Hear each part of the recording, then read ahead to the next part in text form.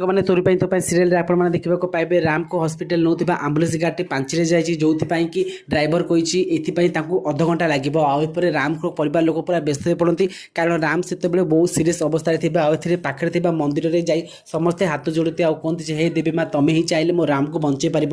ଆଉ ଏତେବେଳେ ରୋହି କହିବ ଯେ ଏସବୁ ଯାହା ବି ହେଉଛି ରୋହି ଚିକି ପାଇଁ ହିଁ ହେଉଛି, କାରଣ ଚିକି ଯଦି ରାମଙ୍କ ଜୀବନରେ ଆସିନଥାନ୍ତା ନା ଏସବୁ କିଛି ବି ହେଇନଥାନ୍ତା। ସେ ଚିକି ଗୋଟେ ଅଲକ୍ଷଣୀ। ଆଉ ଏତେବେଳେ ସୁଗନ୍ଧା ରାଗିଯାଇ ରୋହିର ବେକକୁ ଧରି ନିଅନ୍ତି ଆଉ କୁହନ୍ତି ଯେ ଏଇ ତୁ ମୋ ଚିକି ବିଷୟରେ କିଛି ବି କହିବୁନି, ଯଦି ଚିକି ଏଠି ଥାନ୍ତା ଆଜି ମୋ ରାମ ବଞ୍ଚିଯାତା।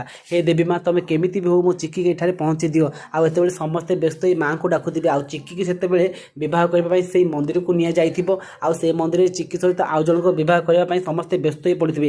ଆଉ ହଠାତ୍ ଝଡ଼ ତୋଫାନ ଦେଖି ସମସ୍ତେ ଡରିଯିବା। ଆଉ ଏତେବେଳେ ସେ ସ୍ତ୍ରୀ ଲୋକଟି କହୁଛି ଏ ଝିଅକୁ ଏ ଲୋକ ସହିତ ଜଲ୍ଦି ବିବାହ କରିବାକୁ ପଡ଼ିବ।